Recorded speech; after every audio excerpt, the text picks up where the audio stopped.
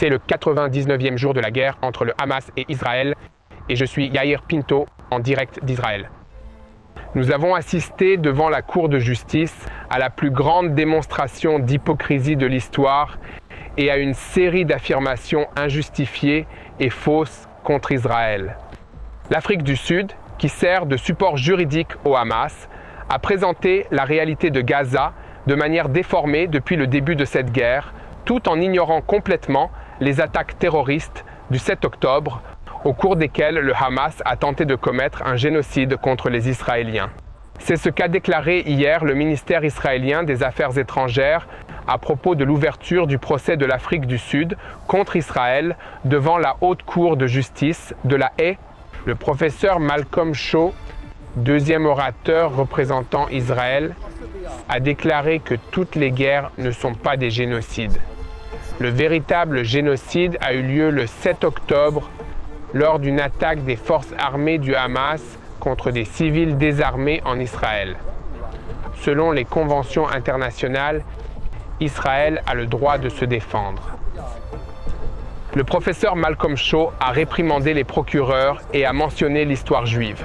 L'Afrique du Sud a souvent mentionné le mot « contexte ». Elle a mentionné l'année 1948. Mais pourquoi commencer par là? Peut-être devrions-nous commencer par la déclaration Balfour en 1917. Peut-être devrions-nous revenir à l'époque de la Bible.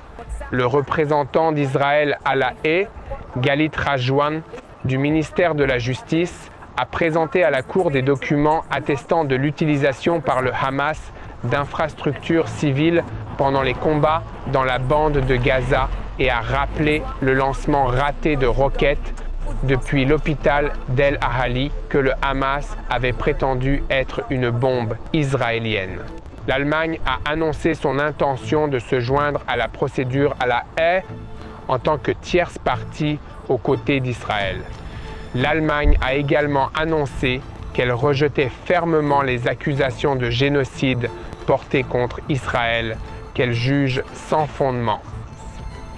Les discussions se poursuivront dans les prochains jours et nous continuerons à suivre ce procès ridicule dans lequel l'Afrique du Sud sera le porte-parole du Hamas.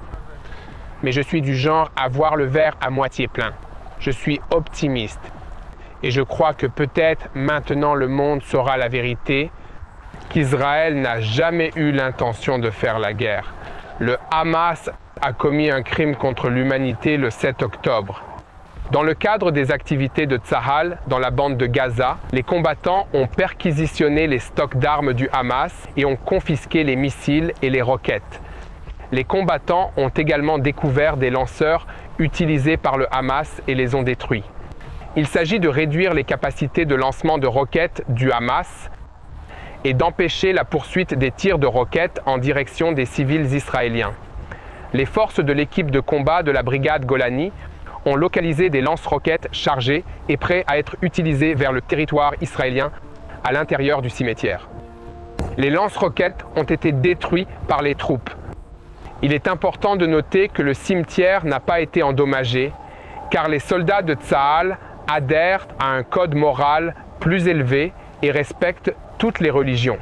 Au cours d'une mission aérienne de collecte de renseignements menée par l'escadron 100 de Tsahal, l'organisation terroriste Hamas a ouvert le feu à partir d'une école et d'une mosquée dans la bande de Gaza.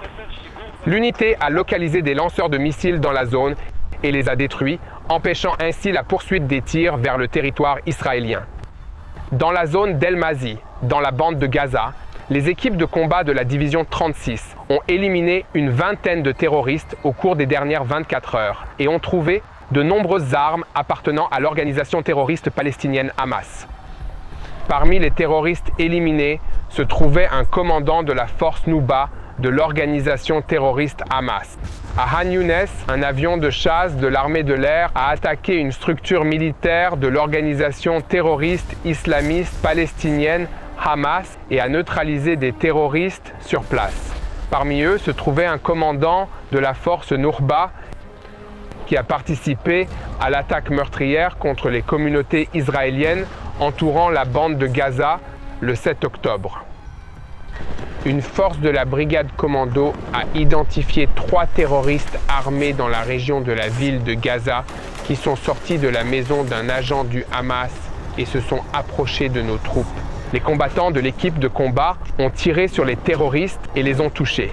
Toujours dans la région de Han Younes, les combattants de Tsahal ont localisé un certain nombre d'armes AK-47 et de lanceurs de RPG et ont détruit un entrepôt d'armes. Tout cela en l'espace de 24 heures. À El Bourij, les soldats du 414e bataillon ont repéré un terroriste qui avait tiré sur nos forces depuis une fenêtre de l'un des bâtiments de la zone. Les soldats du bataillon ont activé un drone en direction de la fenêtre d'où le terroriste a tiré et l'ont neutralisé. Passons maintenant au front nord d'Israël, dans la bataille contre le Hezbollah, une organisation terroriste affiliée à l'Iran. Il y a peu, des avions de chasse de l'armée de l'air israélienne ont mené une attaque dans les zones des villages de Lavuna, Ramia et Ait el-Shaib. Dans le cadre de cette attaque, plusieurs infrastructures terroristes utilisées par le Hezbollah ont été éliminées. J'en appelle à vous tous, c'est un appel à l'action. Il est temps de partager la vérité, de participer à la diffusion de la terrible histoire du 7 octobre, lorsque des terroristes du Hamas ont attaqué des civils israéliens innocents, dont des femmes, des enfants et des personnes âgées. Le monde doit entendre et savoir ce qui s'est passé afin que de telles choses ne se reproduisent plus jamais. De même, l'Holocauste ne doit jamais être oublié. Le peuple d'Israël n'oublie pas la sortie d'Égypte et en partage le récit de génération en génération, car l'histoire du peuple juif s'écrit en permanence. Le 7 octobre 2023 restera à jamais un traumatisme. Ce jour-là, les forces du mal sont apparues sur la terre et ont commis des crimes inimaginables. L'esprit du diable lui-même est apparu sur cette terre. Je n'ai pas d'autre moyen de le décrire. Il s'agit d'une guerre spirituelle et nous devrions tous nous unir dans la prière, car c'est le seul moyen de combattre une guerre spirituelle. Que Dieu nous protège de la menace terroriste du Hamas qui, jusqu'à ce jour, poursuit son œuvre de mal, de terreur et de tromperie. Prions tous ensemble pour un monde sans Hamas, un monde sans terrorisme, un monde de paix. Cette paix sera sur Israël. La paix du Seigneur régnera sur Jérusalem, sur les habitants de la bande de Gaza, sur les Iraniens, sur les Libanais et surtout dans nos cœurs à tous. Prions donc pour que Dieu règne dans ce monde, dans nos cœurs, et prions pour la paix à Jérusalem.